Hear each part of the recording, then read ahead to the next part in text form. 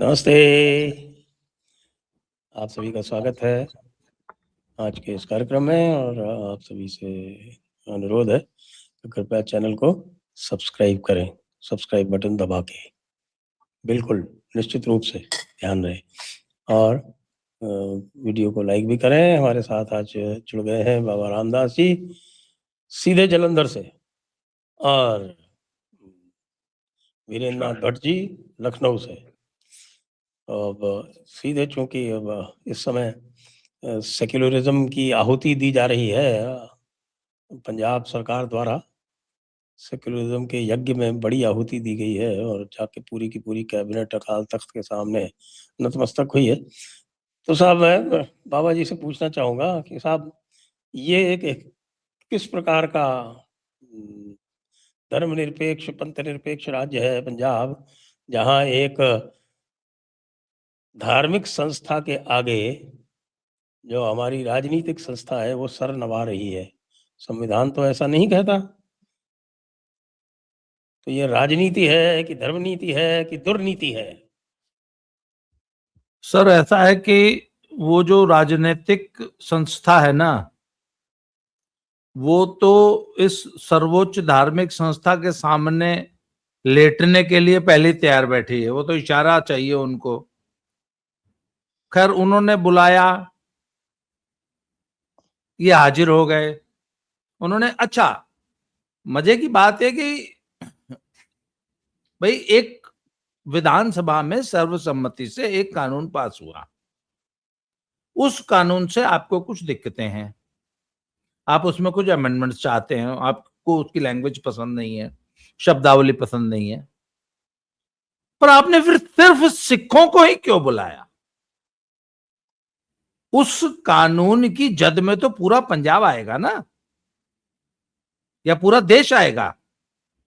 अगर आप जयपुर में बैठ के भी अगर आपके ऊपर कोई मामला बनेगा तो पंजाब पुलिस आपको जयपुर से यहां तलब कर लेगी और उस कानून के तहत आपके ऊपर मुकदमा चलाया जाएगा। परंतु समन किया गया सिर्फ सिख एमएलएस को, वो चाहे जिस पार्टी के हों। समन किसने किया? अकाल तख्त ने किया। बात यह नहीं कि इस Akal Takht has got every authority to summon an individual who is a Sikh, पर वहां पे वो तमाम लोग एज एन इंडिविजुअल नहीं पेश हुए हैं, वो एज एन एमएलए पेश हुए हैं। एक व्यक्ति को नहीं बुलाया गया, एमएलए को बुलाया गया। पहली आपत्ति ये है लोगों की। तो उसके बाद वो कहते हैं कि साहब अगर कोई भी कानून बनेगा तो हमसे पूछ के हम अप्रूव करेंगे, शब्दावली हम बताएंगे, वो बनेगा। अनदर वो इसका मतलब वो विधानसभा से और जो विधायी शक्तियां हैं सरकार की, इस लोकतंत्र की, इस संविधान ने जो विधानसभा को जो शक्तियां प्रदान की हैं उनसे ऊपर अकाल तख्त की शक्तियां होगी ना। अकाल तख्त डिक्टेट करेगा विधानसभा को कि नहीं ऐसे नहीं, ऐसे करो, ये शब्दावली नहीं, ये बरतो, ऐसे नहीं, ये कानून बनाओ, हमसे पूछे बिना कानून कैसे बना दिया, उसको चेंज करो, 1 महीने का तुमको समय देते हैं, चेंज करो। तो सर आपने कहा ना कि वो अच्छा, दूसरी चीज जो असली आपत्ति है इस कानून से, उस पर कोई चर्चा नहीं की कि भैया सिर्फ अच्छा बेअदबी होगी सिर्फ गुरु ग्रंथ साहब की होगी? कोई रामायण महाभारत वेद उपनिषद की बेअदबी करेगा तो उस पर क्या सजा है? या बाइबल की बेअदबी? भाई बेअदबी कानून बना तो सिर्फ गुरु ग्रंथ साहब के लिए क्यों बना भैया?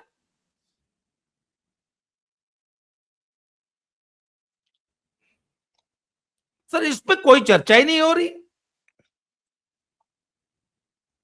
चर्चा क्या हो रही है? नंबर 1 कि जो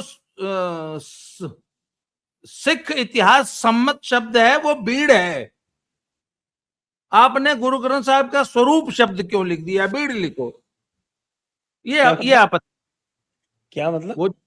वो कानून बना है ना, जो बेअदबी का कानून बनाया है, ब्लास्फेमी कानून विधानसभा ने पास किया, पंजाब सरकार ने, उसमें कि यदि गुरु ग्रंथ साहब के स्वरूप के साथ यदि कोई व्यक्ति छेड़छाड़ बेअदबी करता है तो ये सजाएं होंगी। तो कहते हैं नहीं, स्वरूप नहीं, गुरु ग्रंथ साहब की भीड़ होती है, स्वरूप नहीं होता। आपने मुझे नहीं पता भीड़ की जगह स्वरूप कैसे लिखा, और हमसे पूछे बिना कैसे लिखा? हम बताएंगे कि भीड़ लिखना है कि स्वरूप लिखना है। सबसे मुख्य आपत्ति यह है, भीड़ माने क्राउड, भीड़ भीड़ भीड़ नहीं, भीड़ भीड़। वो जो ग्रंथ साहब का जो स्वरूप होता है ना सर, जो ग्रंथ साहब होते हैं उनको पंजाबी में भीड़ कहा जाता है। तो कहते हैं कि भीड़ के साथ बेअदबी मान लीजिए हो गई, तो भीड़ शब्द लिखो कानून में, स्वरूप तो क्यों लिखा है? तो अंग्रेजी में भी भीड़ लिखेंगे? हाँ, अंग्रेजी में भी भीड़ लिखेंगे। अच्छा, दूसरा एक उनको आपत्ति है कस्टोडियन वर्ड से। गुरु ग्रंथ साहब का कस्टोडियन, तो कहते हैं ये गुरु ग्रंथ साहब का कस्टोडियन कौन होगा? ये तुम कौन होते हो डिसाइड करने वाले? वो ठेका तो हमने लिया है, हम डिसाइड करेंगे कि गुरु ग्रंथ साहब की रहत मर्यादा और सब कुछ क्या होगी, कैसे होगी, कहां रखा जाएगा, कैसे उसका प्रकाश होगा, कैसे उसका पाठ होगा, कैसे उसके का सम्मान किया जाएगा, वो सब हम डिसाइड करेंगे, तुम कौन होते हो? अब वो एक एमएलए साहब ने बड़ा अच्छा प्रश्न किया। उन्होंने कहा सर एक बात बताइए, मान लीजिए किसी गुरु ग्रंथ साहब की भीड़ के साथ बेअदबी हो गई, मुकदमा दर्ज हो गया, तो अब वो भीड़ तो पब्लिक केस प्रॉपर्टी बन गई ना सर। आप मुकदमा चलाएंगे तो किस स्वरूप की बेअदबी हुई, तो वो तो मालखाने में जमा हो जाएंगे, या जब तक उस मुकदमे का फैसला नहीं होता, आपको पता है केस प्रॉपर्टी होता है, तो जब गुरु ग्रंथ साहब के साथ बेअदबी होगी तो वो उस दौरान क्या वो केस प्रॉपर्टी हो जाएंगे, या उस दौरान उनका फिर कहां रखा जाएगा, उनको क्या किया जाएगा? अब ये एक बहुत बड़ा मसला है। तब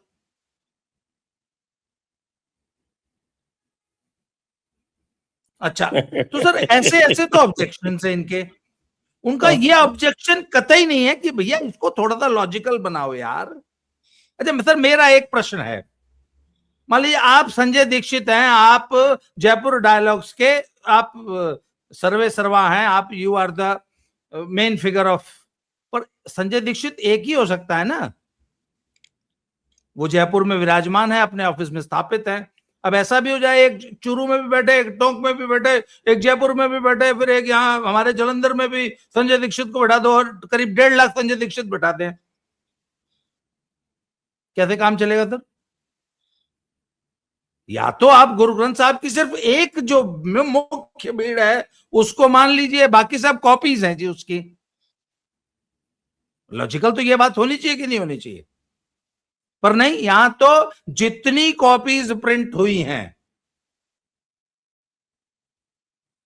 उन सबकी, सबको एक जीवित व्यक्ति, उन सबको एक जीवित गुरु के रूप में मान्यता देनी है आपको। अच्छा एक चीज, मान लीजिए आपको 20 कॉपीज इंग्लैंड भेजनी है, और कहते हैं कि मूर्ति पूजा भी नहीं करनी है। हाँ। अच्छा एक चीज सर, मान लीजिए आपको 200 कॉपीज, मान लीजिए आपको गुरु ग्रंथ साहब की 200 कॉपीज यूनाइटेड किंगडम भेजनी है, तो कैसे भेजेंगे? कोरियर से भेज नहीं सकते, शिप से भेज नहीं सकते, कार्गो से भेज नहीं सकते, वो तो जीवित गुरु हैं, तो हर सीट पे बैठाओ फिर उनको। अच्छा, उनकी ये भी एक ये है कि साहब कि उनके अलावा और कोई पब्लिश भी नहीं करेगा। हाँ, जो कि पूरी तरह से किसी भी तरह से कानून सम्मत नहीं है जी, क्योंकि तो अच्छा एक चीज और सर, मैं एक सवाल पूछता हूं, यहाँ पे भवानीगढ़ एक जगह है, वहां पे एक गुरुद्वारे में एक घटना हुई, अचानक एक खबर फैल गई, बेअदबी हो गई, बेअदबी हो गई, अंग पाड़ते। पुलिस आ गई था, शक हुआ, वहां 9 साल की एक बच्ची जो कि रोज सुबह 5 बजे आके गुरुद्वारा साहब में जो है वो झाड़ू पोछा सेवा किया करती थी, उसके ऊपर शक हो गया। एसएसपी साहब आ गए, 10,000 की भीड़ इकट्ठी हो गई, उन्होंने भीड़ का मुआयना किया तो उन्होंने कहा ना साहब कोई बेअदबी नहीं हुई, कुछ नहीं हुई है, मोटे कागज की काफी पुरानी भीड़ थी और रेगुलर जब पन्ने पलटे जाते हैं तो वियर एंड टीयर से एक पन्ने का एक कोना करीब 1 सेंटीमीटर हल्का सा फट गया था। अब अगर आप उनको जीवित गुरु भी मान लें तो सर मान लीजिए आपके छोटी सी एक खरोंच लग जाए संजय दीक्षित जी को, तो हम तो बैंडेड चिपका देंगे आपको, एक टेटनस का इंजेक्शन लगा देंगे या आपका पोस्टमार्टम करेंगे, मान लेंगे आप मर गए, हत्या का मुकदमा कैसे चल जाएगा?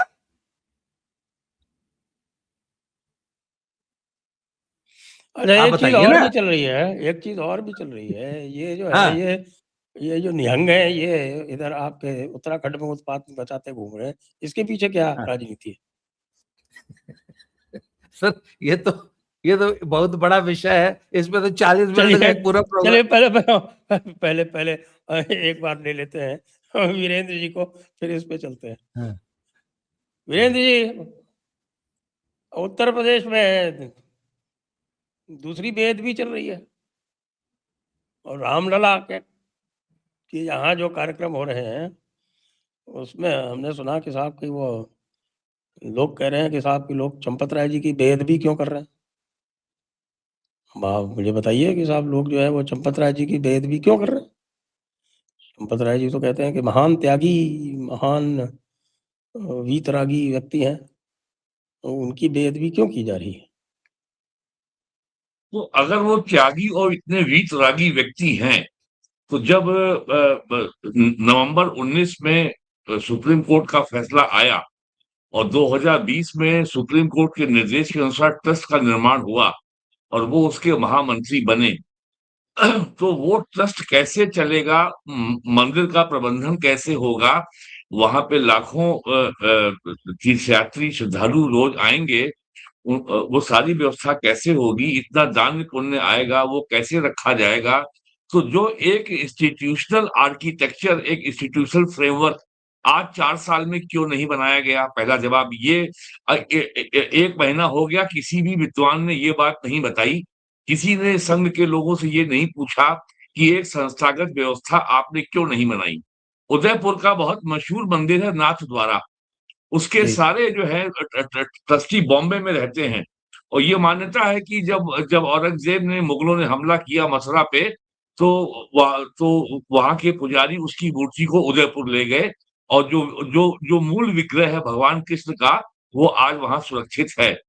तो वहां क्या व्यवस्था है? वहां भी पैसे की कमी नहीं है, लेकिन उसके सारे ट्रस्टी बम्बई में रहते हैं। तो यहाँ क्या व्यवस्था है? अब जो उनका ड्राइवर कहा जा रहा है टिन्नू यादव, वो उनका ड्राइवर है और वो मंदिर में महंत की तरह घूमता था।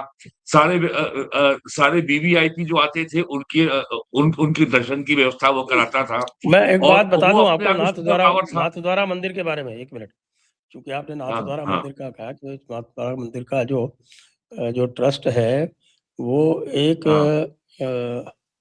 अधिनियम के तहत संचालित है। अच्छा, वो एक अधिनियम के तहत संचालित होता है और वहां पे हाँ। भी एक सीईओ होता है जो सरकार अपॉइंट करती है। तो यहाँ क्यों नहीं था ये व्यवस्था? और दूसरी बात ये कि क्या मंदिर के गर्भगृह में किसी को जाने की अनुमति है? दक्षिण भारत के मंदिरों में गर्भगृह के जाने की में प्रवेश करने की अनुमति केवल पुजारियों को है या मुख्य पुजारी को है। जगन्नाथ आर्चक, मंदिर के जिसको गर्भगृह में जाने आर्चक की बोलते अनुमति हैं सबको उसको। नहीं है। हम्म। जी। तो ये तो और यहाँ आपने तमाशा बना रखा था, कोई भी गर्भगृह में घूम रहा था और वही जो आपका यादव है, टुन्नू यादव, वो कैश काउंटिंग के समय भी उस हॉल में मौजूद था। आपने एक स्टैंडर्ड ऑपरेटिंग प्रोसीजर ये क्यों नहीं बनाया कि जैसा कि अन्य मंदिरों में व्यवस्था है कि जो व्यक्ति वहां जाएगा उसका क्या ड्रेस कोड होगा और पैसे में गड़बड़ ना हो उसको रोकने के लिए आपने क्या व्यवस्था की? खबर आ रही कि सीसीटीवी बंद हो गया। तो ये सब क्यों हुआ? तो जब आपने कोई व्यवस्था वहां बनाई ही नहीं है, जैसे लखनऊ में पुरानी जेल को तोड़ करके काशीराम के स्मृति में एक स्मारक बनाया गया, उसमें जो है बहुत बड़ा गुंबद एक बनाया गया जो कभी मुगल भी नहीं बना पाए। सीएजी ने अपनी रिपोर्ट में कहा कि क्योंकि इसके पीडब्ल्यूडी के बेस या स्टैंडर्ड रेट नहीं है और यूपी सरकार की किसी संस्था द्वारा अभी तक ये ऐसा गुंबद बनाया नहीं गया है, तो ये हम कंपेयर नहीं कर सकते कि ये गुंबद कितने में बनना चाहिए या कितने में बनना होगा या पहले क्या इतिहास है। तो उस तरीके से आज हमारे पास आज एसआईटी या पुलिस ये पता करने में सक्षम नहीं हो सकती कि वास्तव में कितना पैसे जो है यहाँ गोलमाल हुआ। जब आपने कोई व्यवस्था बनाई होती है, तब आप उन मानकों की परीक्षा करते हैं और ये तय और एक चेकलिस्ट बनाते हैं कि हाँ, ये अनियमितता हुई। जैसे सरकार के फाइनेंशियल एडमिनिस्ट्रेशन के लिए एक फाइनेंशियल हैंडबुक होती है, that covers the entire aspect of the government how to handle the revenue and how to handle the expenditure and receipt and loan and everything. यहाँ क्या व्यवस्था थी? तो ये बड़ी समस्या आ रही है। और दूसरी बात, एक बात जो संघ के अंदर की आ रही है कि जो संघ की मराठी लॉबी है जी। वो हर जगह अपना नियंत्रण चाहती है। अब जो स्वामी गोविंद देव गिरी जी हैं, वो मराठी हैं। गोपाल राव जी जो है वो महाराष्ट्र कर्नाटक के बॉर्डर के हैं और इन सबको संरक्षण प्राप्त है भैया जी जोशी का। तो ये बात भी आ रही है। तो सबसे पहले सवाल ये इस प्रश्न का उत्तर आना चाहिए कि जब 2021 में मंदिर के लिए जमीन की खरीद फरोख्त के ऊपर एक दिल्ली के अंग्रेजी अखबार ने सीरीज स्टोरी की थी कि यहाँ पे लैंड के परचेज में इतना जो है ये घोटाला हुआ है, 2 करोड़ की लैंड खरीदी गई, फिर वो 18 करोड़ में बिक गई और ये सब हुआ। उसकी एसआईटी बनी, आज तक उसका कोई वो उस पे क्या फॉलो अप एक्शन हुआ एसआईटी में, कुछ पता नहीं है। अब तो दबाव इतना ज्यादा था कि एसआईटी बनने के 10 दिन के अंदर एफआईआर हो गई। तो पहले ये बताया जाए कि मंदिर का 22 जनवरी 2024 को प्राइम मिनिस्टर ने उद्घाटन किया। तब से वहां पे 2 करोड़ से ज्यादा लोग अब तक जो है दर्शन कर चुके होंगे।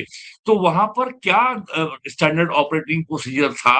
अब आज खबर आ रही है कि 3 बैंकों को नोटिस जारी किया है अयोध्या पुलिस ने और चंपत राय को भी किया है और डॉक्टर अनिल मिश्रा को भी किया है। तो क्या क्या व्यवस्था थी? और 1500 आदमी वहां रख लिए गए थे बिना ट्रस्ट के अनुमोदन के, सबको निकाल दिया गया। तो ये सारी बातें हैं कि जो मूलभूत, जैसे सचिवालय में ज्वाइंट सेक्रेटरी फाइल को देखता है और जहां पीले और नोट शीट पे पीला पन्ने पर जहां फाइल का फ्लैप होता है, फाइल खोला, साइन किया, बढ़ा दिया उसने आगे। तो ये सचिवालय का ज्वाइंट सेक्रेटरी की फाइल नहीं है। यहाँ पहले पन्ने से खोलना पड़ेगा आपको, जब फाइल का निर्माण हुआ था तब से। तो ये बात कोई बता नहीं रहा है कि आखिरकार जब ट्रस्ट बना था तो उस समय कोई लॉज बने होंगे, कोई बायलॉज बने होंगे, कोई नियम बने होंगे और फुल ट्रस्ट की बैठक में उनको अनुमति, उनका अप्रूवल हुआ होगा। क्या सिस्टम रखा गया था, ये किसी को नहीं पता है। तो हम यही आज हमें जानकारी नहीं है कि वास्तव में कितना पैसा जो है पार किया गया, कैसे या कितने का गोलमाल हुआ। तो बहुत सारी बातें हैं जो बहुत सारे प्रश्न हैं जिनका कोई उत्तर अभी नहीं मिल रहा है। और लेकिन Samajwadi party has no locus standard to speak on this issue.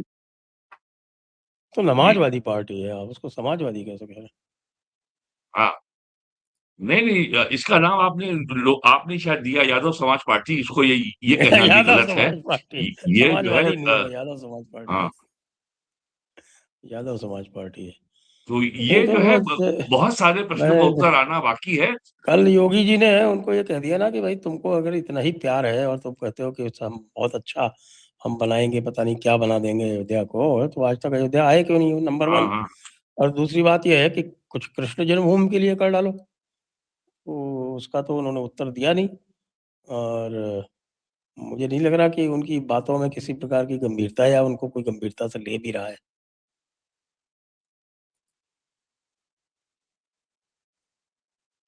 आप बताइए, आपका क्या मंतव्य है इस पर? नो नो सब मुझसे पूछ रहे हैं। उनके ही is at a dead end now, Samajwadi party को। सर देखिए, ऐसा है कि जो अब जी, मैं केवल एक बात बोल दूं, मेरा अपना मानना है कि 2014 से लेके अब तक भारतीय जनता पार्टी का देश की राजनीति में जो सबसे बड़ा योगदान है, जो कास्ट बेस्ड आइडेंटिटी पॉलिटिक्स है, वो लगभग डेड एंड पे आ चुकी है। यूपी है, बिहार है, महाराष्ट्र है, बंगाल है, पंजाब है, हरियाणा है, हर जगह जो 1990 में मुलायम सिंह यादव कहते थे कि भाइयों मंडल लागू हो गया है, अब डीएम, सीएम, पीएम तीनों अपने होंगे। यानी बस जाति का जो है हम जो है पाउडर बिखेरेंगे और जनता नशे में आ जाएगी, वो हमको वोट दे देगी। तो एक एक हमारा जो है अनंत काल के लिए वोट बैंक बन गया। वो सपना अब जो बीजेपी की जो इंक्लूसिव समावेशी राजनीति है, सबका साथ सबका विकास, उसने बहुत गहरा संकट खड़ा कर दिया है। और इस संकट को स्वयं अखिलेश यादव ने माना जब 2023 में उन्होंने कहा पीडीए। अरे पिछड़ा दलित और अल्पसंख्यक अलायंस की राजनीति तो नेहरू के जमाने से हो रही है, इसमें नई बात क्या की आपने? तो आपको अपनी आइडेंटिटी को रीअसर्ट करना पड़ा और आपको 22 के चुनाव, असेंबली चुनाव के बाद लाल टोपी पहननी पड़ी। उसके पहले कभी आपने लाल टोपी नहीं पहनी थी। आज समाजवादी पार्टी के सारे विधायक और एमपी 4 साल से लाल टोपी पहन रहे हैं। मुलायम सिंह ने कभी लाल टोपी नहीं पहनी, कभी लोहिया ने लाल टोपी नहीं पहनी। तो समाजवादी पार्टी को ये मालूम है कि ये जो जाति का गणित है और यादवों को आपने इकट्ठा कर लिया और फिर मुसलमान मिल गए और आपका विनिंग कॉम्बिनेशन बन गया। तो समाजवादी पार्टी का ये कॉम्बिनेशन, ये समीकरण अब लड़खड़ा चुका है। असली समस्या केवल ये है, अब इनके पास कोई नैरेटिव नहीं है, कोई कहानी नहीं है कि किस आधार पर ये बीजेपी से लड़ें। और कांग्रेस के तमाम नेताओं ने ऑफ द रिकॉर्ड अपने मित्रों के साथ, मीडिया के साथ ये कहा है कि जो पॉलिटिकल मॉडल बीजेपी का ग्रास रूट पे कार्यकर्ताओं को लगाकर के चुनाव लड़ने का है, जैसे उसने चुनाव लड़ा हरियाणा में, बिहार में, महाराष्ट्र में और बंगाल में, उस मॉडल से भी कांग्रेस चुनाव लड़ ही नहीं सकती। आज जो है जून 29 है, 2026 है, लेकिन बीजेपी के अनस्पेसिफाइड संख्या के उनके काडर के लोग यूपी में हजारों बूथ पे इस समय काम कर रहे हैं। ये बात जी। कभी समाजवादी पार्टी, कांग्रेस के लोग सोच नहीं सकते। और उसके बाद कहते हैं कि वोट चोरी हो, ईवीएम चोरी हो, सीट चोरी। तो ये जो रेटोरिक्स है, आप जो है भारतीय जनता पार्टी का जो पॉलिटिकल आइडियोलॉजिकल टूल बॉक्स है, वो इतना समृद्ध है कि उससे आप लड़ नहीं सकते ये सोशल मीडिया प्लेटफॉर्म के जरिए। जी। आपको जमीन पे आना पड़ेगा। बाबा जी से पूछ लेते हैं। बाबा जी, ये राम जन्मभूमि वाला जो ये चल रहा है एक विवाद, इसकी समाज में और संतों में क्या प्रतिक्रिया है? सर मैं तो अपनी बता देता हूं। मुझे मोदी जी का वो वक्तव्य आज तक बोलता है, इन्होंने कहा था भ्रष्टाचार से निपटने के लिए टेक्नोलॉजी सबसे बढ़िया उपाय है। मोदी जी ने पूरे देश को यूपीआई की आदत डाल दी था। आज 5 रुपए का चिल्लर भी जो है, 5 रुपए की अगर 1 रुपए की भी कोई आइटम खरीदनी हो, मैंने एक बार माचिस का एक पैकेट यूपीआई से खरीद रखा है खुद, 1 रुपए का। सर आज तक राम मंदिर में एक, अच्छा अगर आज मुझे वो इसका हल ढूंढना हो तो मैं 1 मिनट में हल कर दूंगा। आज के बाद कोई माई का लाल राम मंदिर का 1 रुपया चुरा के दिखा देना, 1 रुपया। मैं कहूंगा भैया वी डोंट एक्सेप्ट कैश, और पूरे कोने कोने में राम मंदिर का अपना एक क्यूआर कोड लगा दीजिए। अगर कोई भक्त ऐसा है जिसने कैश या काइंड देना ही है तो कैश को जाओ वहां फलाने काउंटर पे पैसा जमा करा के रसीद लो। और अगर ज्वेलरी दे रहे हो तो ज्वेलरी का जब तक हम आपका उसमें से धातु एक्चुअल निकाल नहीं लेंगे। वैष्णो देवी में बहुत बड़ा स्कैम हुआ, आपको पता है? वहां पे चांदी का छत्र चढ़ाया जाता है, तो लोग बाहर के ज्वेलर्स से खरीदते हैं, कटरा वाले। चांदी की आंखें भी चढ़ाई जाती हैं शायद। हाँ, और वो 99.9% फर्जी था। पता नहीं कौन सा वो एक मेटल था जो कि बहुत बहुत टॉक्सिक होता है। उस पूरे चांदी के छत्र में 1% भी चांदी नहीं निकली। ये अभी पिछले दिनों अखबार में था। तो सही बात है, अगर कोई चांदी की अगर मोहरें चढ़ा गया या चांदी की सिल्ली चढ़ा गया तो ट्रस्ट जो है पहले चेक करेगा ये वाकई चांदी है, कितने % है, एक्चुअल क्या वैल्यू है, और उसकी रसीद आपको दे देगा। आप एक कच्ची रसीद ले लीजिए, उसके बाद पक्की रसीद आपको। सर क्या सचमुच ट्रस्ट चाहता तो ये चोरी हो जाती? सर एक छोटा सा अदना सा दुकानदार जिसकी 10-20 हजार रुपए की भी सेल है ना, वो भी अपने यहां रुपए की चोरी ना हो, कैश की चोरी ना हो, गल्ला सुरक्षित रहे, इसका उपाय कर लेता है।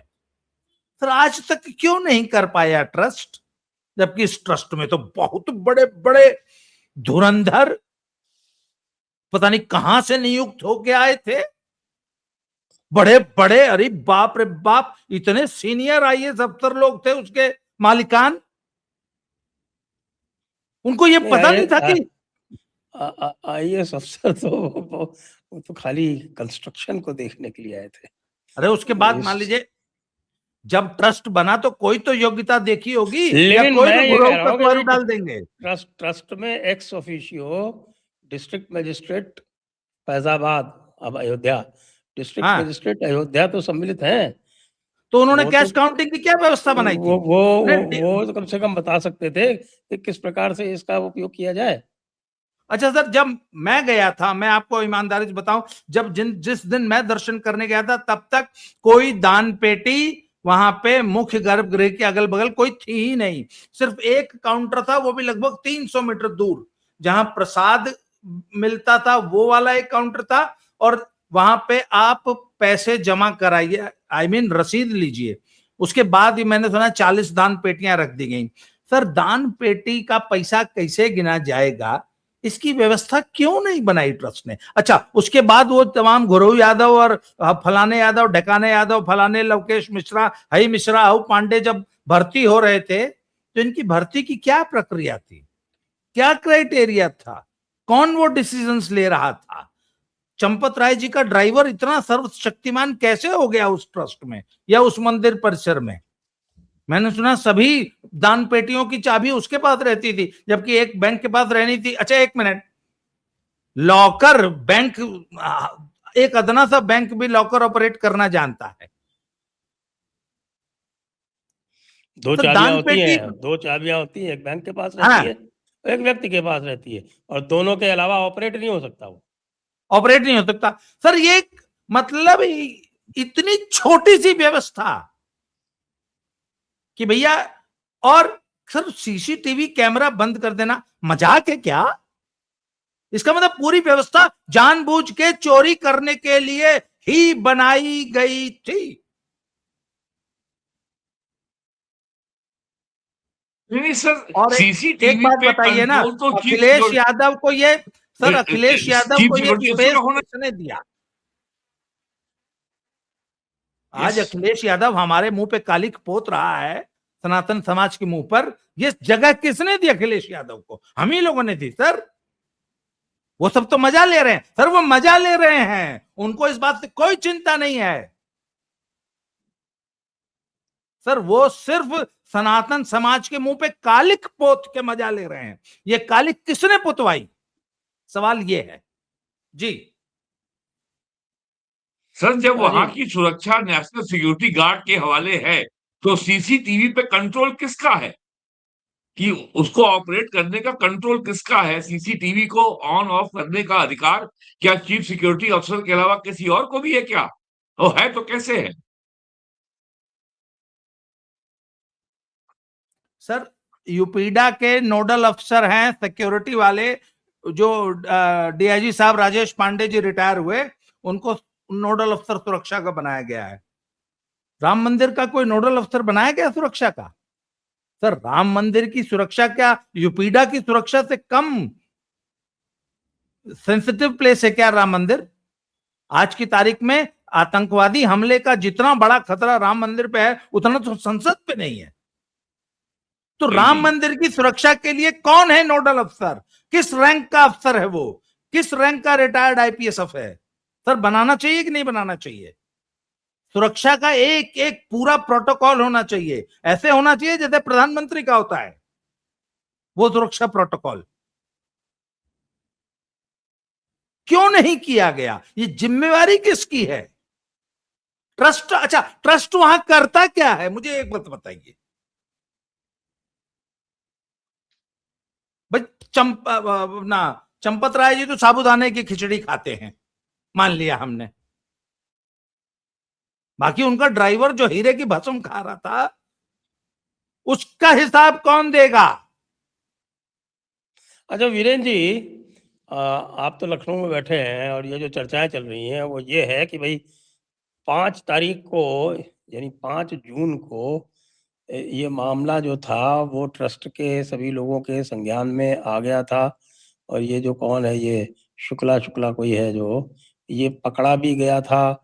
इसके पास से 5 लाख रुपए भी बरामद हुए थे और इसको पुलिस को भी सौंप दिया गया था, लेकिन एफआईआर नहीं कराई गई और मामले को दबाने का प्रयास किया गया। ये बात सत्य है क्या? देखिए, केवल यही बात सत्य नहीं है। आप अगर अयोध्या जाएं तो वहां के लोकल जर्नलिस्ट को जानकारी इसकी 2 साल से है। और अब मेरा ये कहना जो है, लोग ये बात हल्की लगेगी, मेरे भी बहुत सारे मित्र हैं और अयोध्या में जितने भी वहां के और मठ हैं, मंदिर हैं, सब में ये विस्पर कैंपेन 2 साल से चल रहा था। सबको पता था कि यहाँ गड़बड़ होती है। लेकिन सवाल ये है कि आज से 1 साल पहले यदि मैं ये बात आपसे कहता, तो किस कॉन्टेक्स्ट में कहता और क्या बताता? लेकिन एक एक यदि आगे अगर मैं एक बात बता दूं, ये चंपत राय जी, इनका पूरा नाम चंपत राय बंसल है। ये मूल निवासी बिजनौर के हैं और ये फिजिक्स के टीचर थे धामपुर के डिग्री कॉलेज में। और वहीं के एक निवासी हैं जर्नलिस्ट हैं विनीत नारायण जी, जिन्होंने हवाला के खिलाफ सुप्रीम कोर्ट में पीआईएल की थी 97 में। और जब अडवाणी जी ने कहा था जब तक मेरा नाम इससे क्लियर नहीं हो जाएगा मैं इलेक्शन नहीं लड़ूंगा। दिल्ली में रहते हैं और उन्होंने बहुत काम किया है मथुरा के ब्रिज फाउंडेशन में। चंपत राय जी के महामंत्री बनने पर विनीत नारायण जी ने इनके भ्रष्ट जो इन्होंने डिग्री कॉलेज में जो घोटाला किया था उसके बारे में एक लंबी पोस्ट लिखी फेसबुक के ऊपर। चंपत राय जी ने उनके खिलाफ एफआईआर करवा दी और उनके वो तलवार लटका दी। आज तक कोई कार्रवाई नहीं हुई। क्यों क्यों एफआईआर क्यों कराई? इसका मतलब विनीत नारायण के उस फेसबुक पोस्ट में कोई सब्सटेंस था। और विनीत नारायण ने बहुत काम किया है मथुरा के मंदिरों का जीर्णोद्धार करने में। और वहां के स्थानीय बीजेपी लोग उनसे खुश नहीं रहते हैं। उनको तमाम बड़े बड़े इंडस्ट्रियलिस्ट ने पैसा दिया है और उन्होंने बहुत सारी प्राचीन जो वहां की जो जो धरोहर थी उसको बचाया है। क्यों किया ऐसा चंपत राय जी ने एफआईआर करके? तो ये मैं कोई I am not drawing any conclusion, I am only raising a question. और जैसा बात अभी बाबा जी ने कहा कि जब अयोध्या में एनएसजी कमांडो डिप्लॉयड हैं, तो वहां का सिक्योरिटी प्रोटोकॉल कौन देखता है? वहां का सिक्योरिटी का नोडल अफसर कौन है?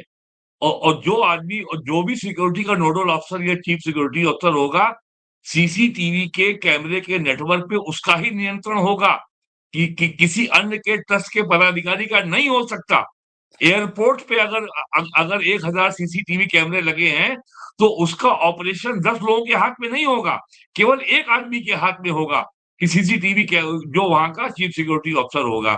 अयोध्या में ये व्यवस्था क्यों नहीं थी? या अगर थी तो उसके बारे में ट्रस्ट की ओर से कोई अभी समुचित इसका उत्तर क्यों नहीं आया? बहुत सारी बातें हैं। इसका मतलब ये है वहां पे अराजकता करने का ग्राउंड तैयार किया गया, अराजकता फैलाने की वहां पे भूमि बनाई गई ताकि घोटाला हो जाए। और अब तो लोग ये खुल के कह रहे हैं, ये पता करना, ये आकलन करना बहुत कठिन काम है कि वास्तव में कितना पैसा चोरी हुआ। अगर काकभूषुंडी की मूर्ति अगर अगर चांदी की किसी ने अगर दान दी थी, जिसका उन्होंने एक महिला का नाम आया है, तो वो चंपत राय जी के कमरे में क्यों रखी हुई थी? क्यों नहीं मंदिर में एक तोशा खाना बनाया गया जैसा कि राष्ट्रपति भवन में है, कि जो लोग दान दे रहे हैं, आभूषण है या अन्य वस्तुएं हैं, जो बहुमूल्य वस्तुएं हैं, उनका बाकायदे कैटलॉगिंग करके, जैसे लाइब्रेरी में किताबों को लाइब्रेरी में पहले एक्सेशन नंबर देने के बाद लाइब्रेरी में रखी जाती हैं, उसका पूरा एक जो है रिकॉर्ड क्यों नहीं बनाया गया? और लोगों ने कोई कह रहा है कि हमने 200 किलो चांदी की सोने की ईंटें दी थी, कोई कह रहा है हमने सोने की ईंटें दी थी। तो अगर इसका अगर अगर सब रिकॉर्ड होता, बाकायदा एक एक्सेशन रजिस्टर होता, ये व्यवस्था क्यों नहीं बनी? जबकि ये व्यवस्था हर जगह है ना। और जो प्राचीन मंदिर हैं, मैं तो ये कह रहा हूँ कि अयोध्या में राम जन्मभूमि मंदिर आज से तो है नहीं, सदियों जी से है। और इसके पहले भी ये राम जन्मभूमि तीर्थ क्षेत्र ये ट्रस्ट बना, इसके पहले भी राम जन्मभूमि के दर्शन करने लोग आते थे, चढ़ावा देते थे। जब राम लला वहाँ टेंट में विराजमान थे, तब भी लोग जो थे वो दान पात्र में अपना चढ़ावा देते थे। कभी कोई किसी भी प्रकार की शिकायत नहीं आई। उसके अलावा वहाँ पे और बड़े-बड़े मंदिर हैं। हनुमानगढ़ी अयोध्या में भी है, हनुमानगढ़ी फैज़ाबाद में भी है। और हनुमानगढ़ी अयोध्या में ऐसा कोई नहीं है जो राम जन्मभूमि जाता हो, हनुमानगढ़ी नहीं जाता हो। आपने कभी हनुमानगढ़ी के बारे में कभी कोई किसी प्रकार की कोई शिकायत सुनी? नहीं सुनी। कनक भवन के बारे में सुनी? नहीं सुनी। तो ये राम जन्मभूमि तीर्थ क्षेत्र के बारे में ही क्यों है इस प्रकार की शिकायत आई? और यूपी में एक नैरेटिव और बनाया जा रहा है कि जैसे इस प्रकरण की वजह से प्राइम मिनिस्टर मोदी और योगी आदित्यनाथ के बीच में कोई कोल्ड वॉर शुरू हो गई हो। दिस इज एब्सोल्यूट नॉनसेंस, बकवास है, इसका कोई आधार नहीं है। जो कुछ भी यूपी में हो रहा है वो पीएमओ की देखरेख में हो रहा है।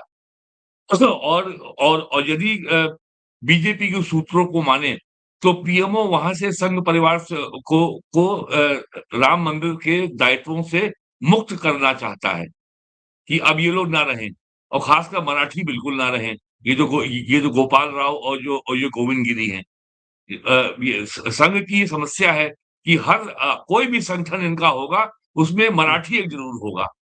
ये बड़ी ये उनका आग्रह रहता है।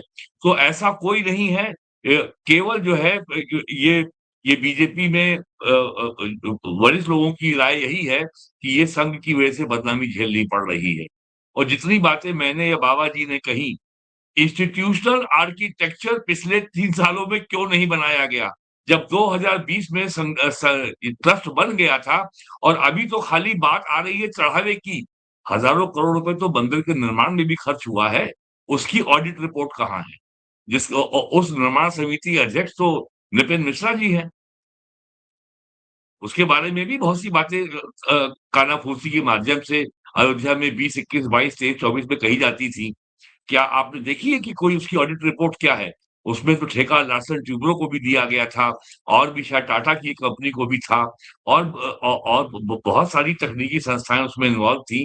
Where is the audit report कि कितना पैसा कहाँ खर्च हुआ इन कंस्ट्रक्शन? ये जी। सारी चीजें हैं जी, जी। जिनका उत्तर आना चाहिए। और इसके लिए कोई बहुत कठिन कोई प्रयास नहीं करना है। ट्रस्ट की एक वेबसाइट मुझे मालूम नहीं है कि नहीं है। अगर वेबसाइट है, you can put all this detail on your website, और जिसको बहुत श्रद्धा है वो उसका पीडीएफ डाउनलोड कर लेगा, वो देखेगा। छोटी-छोटी ये संस्था भी अपना ये ऑडिट कराती है। हमारा जी, जयपुर डायलॉग्स भी अपना ऑडिट कराता है हर वर्ष और रजिस्ट्रार को फाइल करता है। जी, बाबा जी आप कुछ कहना चाह रहे हैं? आप म्यूट हैं। सर मेरा एक आग्रह है, तो बड़े बड़े जो वो शॉपिंग मॉल्स होते हैं और ये बड़े बड़े स्टोर होते हैं ना, ये दुनिया भर के शॉप लिफ्टर्स को, जो शातिर चोर होते हैं ना, उनको कंसल्टेंट रख लेते हैं कि तुम बताओ चोरी कैसे रोकी जाए। बड़े बड़े बैंक्स दुनिया के सबसे बड़े फ्रॉडस्टर्स को अपना कंसल्टेंट बनाते हैं कि तुम बताओ ये मनी की साइफनिंग कैसे होती है, चोरी कैसे रोकी जाती है। सर इतने बड़े बड़े मंदिर हैं इस देश में जहां इससे भी ज्यादा चढ़ावा आता होगा, इनसे भी ज्यादा श्रद्धालु आते होंगे, भैया कैसे करते हो तिरुपति है मैनेजमेंट? सर, तिरुपति है।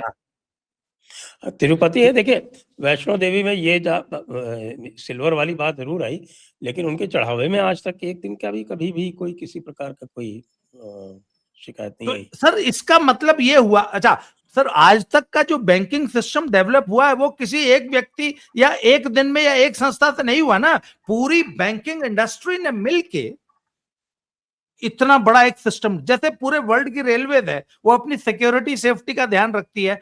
सर पिछले 150 सालों का उनका अनुभव है, और दुनिया भर में जहां भी रेलवे है वहां से वो अनुभव कलेक्ट करते हैं। अगर जापान में कोई दुर्घटना हुई तो उसकी गलती से इंडिया सीखता है कि अगर ये गलती करोगे तो यहां पर भी दुर्घटना हो सकती है। सर इसका मतलब अयोध्या में जानबूझ के ऐसा सिस्टम बनाया गया कि चोरी हो सके। अच्छा, एक चीज और बताता हूं। अभी भाई साहब बता रहे थे कि एक्चुअल आप पता ही नहीं लगा सकते कितना चोरी हुआ। कुछ लोग कह रहे 7 करोड़ हुआ, कुछ लोग कह रहे 200 करोड़ हुआ, पेटीकोट में दिया तो 10,000 करोड़ बता रहा है। सर, कोई बोरी में, झल्ली में भर के, खांची में भर के तो रुपया ले नहीं गया। जो लोग ले गए जेबा में ही भर के ले गए ना। सर, आप एक काम करिए, मान लीजिए 10 करोड़ रुपया है, उसको जेब में भर के चोरी करना है, तो जेब में रुपया ले जाने की भी तो एक सीमा ही है। जरा देख लीजिए 10 करोड़ रुपया स्ट्रांग रूम में से बाहर ले जाने में कितना टाइम लगेगा, कितने चक्कर लगाने पड़ेंगे। वो तो अतिशयोक्ति ही होगी। मैं एक थोड़ा सा इसको थोड़ा राजनीतिक उस पे ले जाता हूँ। अब आप जी, कि जिस प्रकार से इसमें राजनीतिक लाभ उठाने का प्रयास किया जा रहा है, इसके बारे में क्या कहेंगे आप? जी, मुझसे कह रहे भट्ट हैं। साहब आप जाओ। देखिए, नहीं, बाबा ऐसा जी से है पूछो। कि मैं नहीं, अच्छा अच्छा, बोलिए बोलिए। भट्ट साहब अपना विचार इसके ऊपर थोड़ा सा व्यक्त कर चुके हैं, वो बाद में पूछूंगा। अभी तो बाबा जी जी से जी जी पूछूंगा। जी जी जी। सर देखिए, जहां तक भाई संत समाज और बृहद हिंदू समाज सनातनी निराश तो हैं, आक्रोशित भी हैं, पर सर इसका मतलब ये नहीं है कि रामद्रोहियों को, जिन्होंने सरयू कार सेवकों के खून से लाल कर दी, जिन्होंने अयोध्या की जो गलियां हैं वो रक्त से पाट दी थी, उनको सनातनी वोट दे देगा, इस गलतफहमी में अखिलेश यादव ने रहे। अखिलेश यादव को तो बोलने का एक शब्द भी अधिकार नहीं है। वो कहते हैं कि हम अयोध्या की व्यवस्था बनाएंगे। मतलब सफाई में बैठे बैठे बनाओगे बेटा, या उसके लिए कभी अयोध्या आओगे? आज तक तो तुमसे अयोध्या में पैर नहीं रखा गया, और तुम अयोध्या की व्यवस्था बनाओगे। अरे भाई, भाईजान लोग नाराज नहीं ना हो जाएंगे? उनसे पूछ लिए हो कि नहीं? और एक बात बताऊं, अयोध्या की तो चली व्यवस्था है, थोड़ी बहुत गड़बड़ थी हम ठीक कर लेंगे। कृष्ण जन्मभूमि के लिए कुछ कर दो यार, उनके लिए भी कुछ घोषणा कर दो कि हमारी सरकार बनाइए, हम कृष्ण जन्मभूमि को जो है मुक्त कराएंगे और वहां पे एक भव्य श्री कृष्ण का मंदिर बनाएंगे। कर दीजिए ना। अयोध्या का आप करना चाहते हैं, हाँ। मथुरा के बारे में बोल दीजिए। अरे बाबा जी, तो कल्याण सिंह जी का देहांत हुआ था, जो यूपी के मुख्यमंत्री थे। उनके दाह संस्कार को छोड़िए, समाजवादी पार्टी परिवार से कोई उनके 13 ही संस्कार में भी शामिल नहीं हुआ था। जबकि बीजेपी का एक मंत्री अखिलेश यादव के घर गया था उसका न्योता लेकर के। कभी 13 ही का निमंत्रण नहीं दिया जाता, केवल सूचना दी जाती है। ये इतने बड़े हिंदू हैं अखिलेश यादव।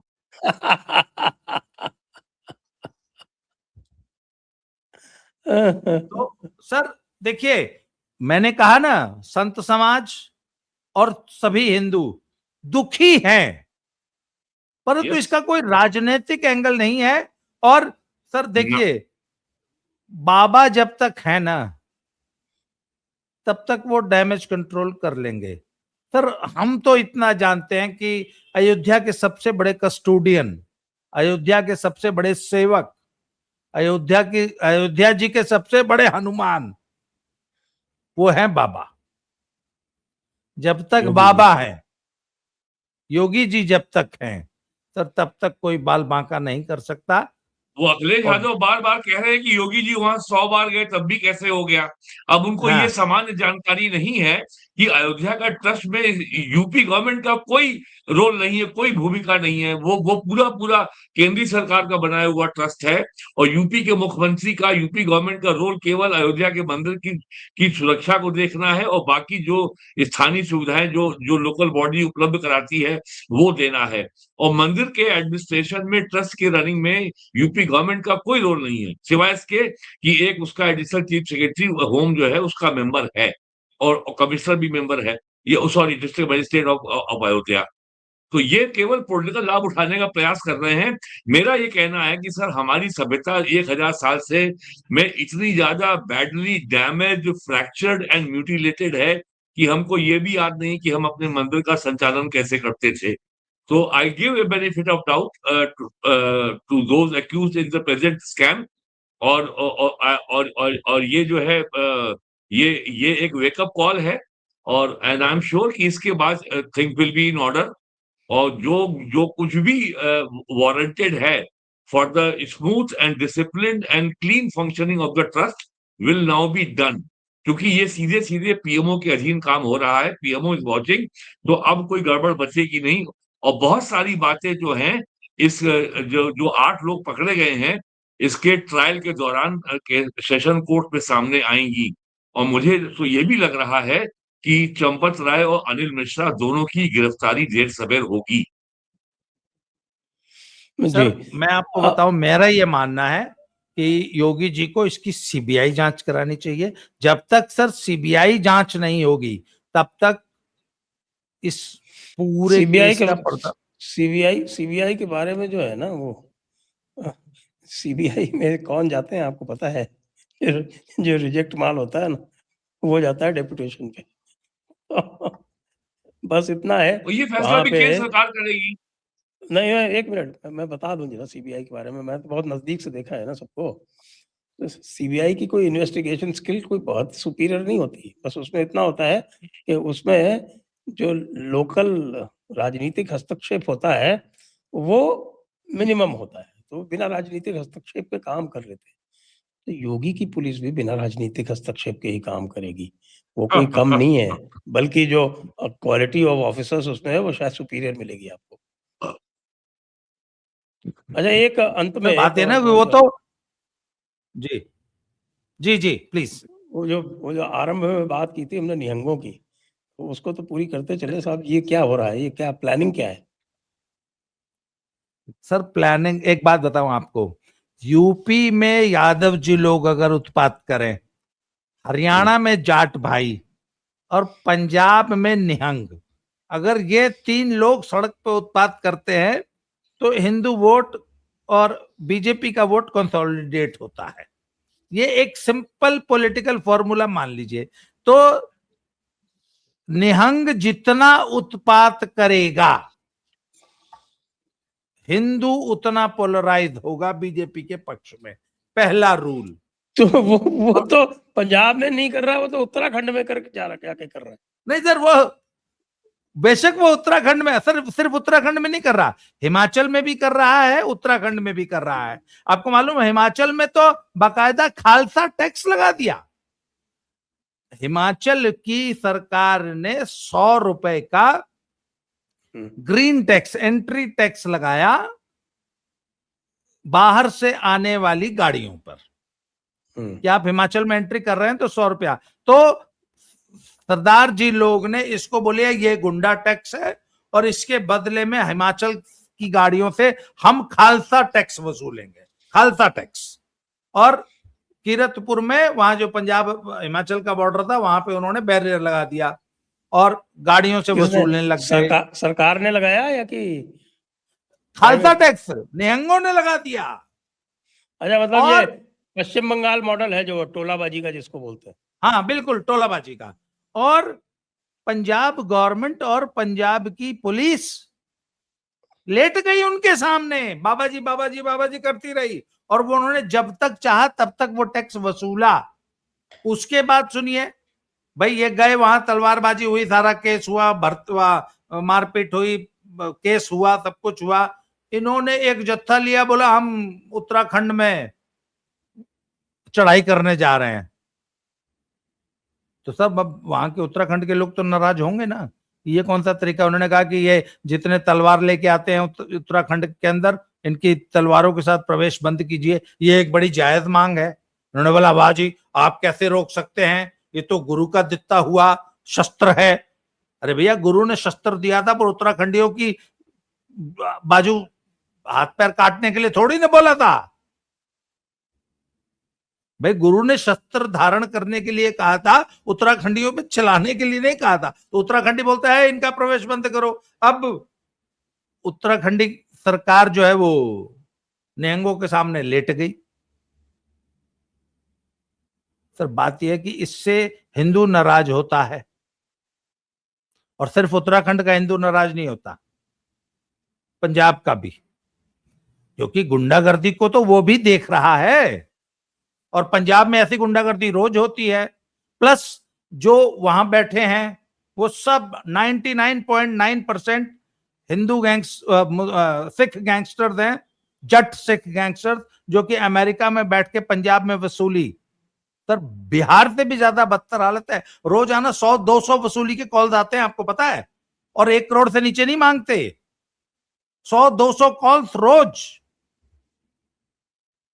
तो सर जनता तो सब देख रही है ना कि क्या नंगा नाच चल रहा है, लॉ एंड ऑर्डर की क्या स्थिति है पंजाब में। जिसको देखो सर वही, अच्छा बाकी लॉ एंड ऑर्डर की स्थिति पिछले 5 साल से थी कि जिसकी मर्जी हो वही रोड जाम करके बैठ जाता है, जिसकी मर्जी हो जहां मर्जी हो वही रेल की पटरी जाम करके बैठ जाता है, और 1-2 दिन के लिए नहीं, पता लगा 1 साल से जाम है। कैन यू इमेजिन, एक रेलवे ट्रैक 6 महीने जाम रहे। 6 महीने पंजाब का रेल ट्रैक बंद रहा। शंभू वाला, 6 मंथ। शंभू रेलवे स्टेशन वाला। हाँ, 1 घंटे के लिए सर रेलवे ट्रैक अगर बंद हो जाता है तो त्राही मच जाती है 1 घंटे के लिए रेलवे में। तो सर ये पंजाब की एनआरकी दुनिया देख रही है, और उस एनआरकी में बहुत बड़ा रोल निहंगों का है। अच्छा, सबसे बड़ी विडंबना है सर, सिख समाज क्या कर रहा है। सिख समाज को नहीं पता कि ये हमारे बीच की जो ब्लैक शीप है, they are bringing a very bad name to the society, to their community. ये सिख समाज को नहीं दिखाई देता। पर वही बात है सर, जो तटस्थ है समय लिखेगा उनका भी अपराध। सर ये जो लोग मौके पे बोलने से चूक जाते हैं ना, तो जो सिख कम्युनिटी आज इन निहंगों के उत्पात पे, निहंगों की गुंडागर्दी पे, निहंगों की एनआरकी पे चुप है, उसको सबसे बड़ी कीमत चुकानी पड़ेगी। चुकाई है इन्होंने पहले, पर उस इतिहास को इतनी जल्दी भूल गए कि अब फिर वही रिपीट करना चाहते हैं, वही एनआरकी है फिर से लाना चाहते हैं। जी, पंजाब की इलेक्शन की क्या सिचुएशन है? तो पंजाब का इलेक्शन बहुत ही, मैंने बोला ना पर ये सर 40 मिनट्स का टॉपिक है। अभी लेटेस्ट डेवलपमेंट में अच्छा, संक्षेप में बता दीजिए। संत निरंजन दास जी रविदासी समाज के सबसे बड़े संत हैं, उनको 3 दिन पहले पद्मश्री दिया है। ये संत निरंजन दास जी वही हैं जो आज से करीब 15 साल पहले वियना में जिनके ऊपर प्राणघातक हमला हुआ था, इनके साथ के एक संत जो है वो बलिदान हो गए थे। ये काफी समय तक अस्पताल में भर्ती रहे, बच गए। ये वही संत निरंजन दास हैं। रविदासी समाज के सर लगभग 20 लाख फॉलोवर्स हैं। ये उनके सबसे बड़े संत हैं। एंड मेरी 2-3 रविदासी समाज के लोगों से बात हुई है इधर, तो पूरा समाज गदगद है। इससे ज्यादा मैं कुछ नहीं बोलूंगा। 20 लाख फॉलोअर्स हैं राधा स्वामी सत्संग ब्यास के। उनके जो गुरु साहब हैं ढिल्लों साहब, he is a very close, said to be a very close friend of Modi ji. Modi ji से उनकी बहुत लंबा विचार विमर्श चल रहा है। इसके अलावा 6 और बड़े डेरे जो हैं वो सब बीजेपी के संपर्क में, और वो ये चाहते हैं कि इस बार सरकार बदले, और इन संतों का समर्थन अगर बीजेपी को मिल गया। अच्छा, आपको ध्यान होगा कि लोकसभा में 35 लाख वोट आम आदमी पार्टी और कांग्रेस को मिला था। 35 लाख आम आदमी को, 35 लाख कुछ हजार वोट कांग्रेस को, और 25 लाख मिला था बीजेपी को।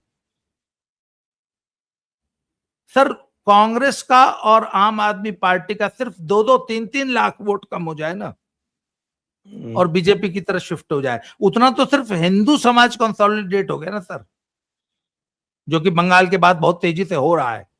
सिर्फ 6 लाख वोट की गेम है सर। 3 लाख आम आदमी पार्टी से, 3 लाख कांग्रेस। बीजेपी चली जाएगी सर 31 लाख पे, ये श्रीमान जी लोग आ जाएंगे 30 लाख। कुल कितना वोट है पंजाब में बाबा जी? सर मान लीजिए कि लगभग 35, 35, 70 और 25 और 20 और मान लीजिए, लगभग 1.25 करोड़, सवा करोड़ के आसपास, 1.25 करोड़ के आसपास मोटे तौर पे। लोकसभा में 35, 35, 25, 18 ये थी गणित। 18 अकाली दल, 25 बीजेपी, 35 लाख कांग्रेस और आम आदमी पार्टी। जबकि एन ब्लॉक वोट मिला था हिंदुओं का, कांग्रेस को भी और आम आदमी पार्टी को भी। सिर्फ हिंदू वोट कंसोलिडेट हो जाए तो बीजेपी 10 लाख प्लस हो जाती है जी। अब ये गणित।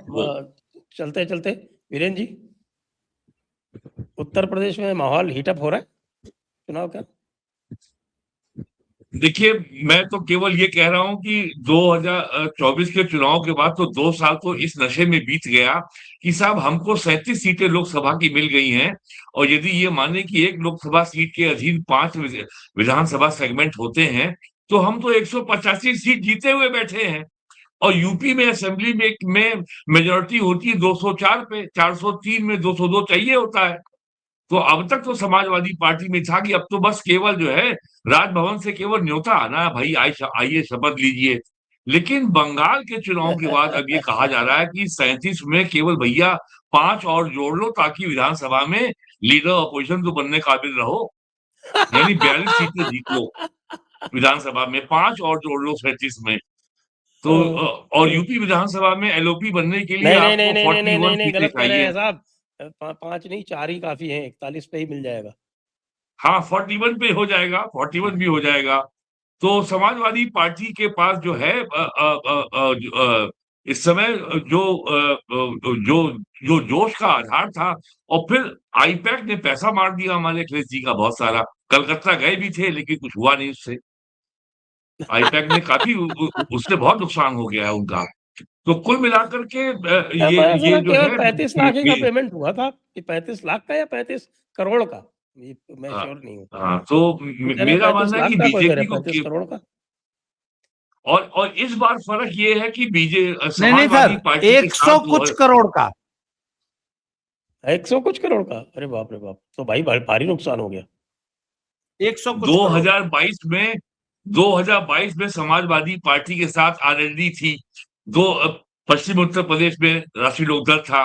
2022 में जौनपुर, गाजीपुर, आजमगढ़, मऊ इन जिलों में ओम प्रकाश राजभर थे, अब की बार वो भी नहीं है।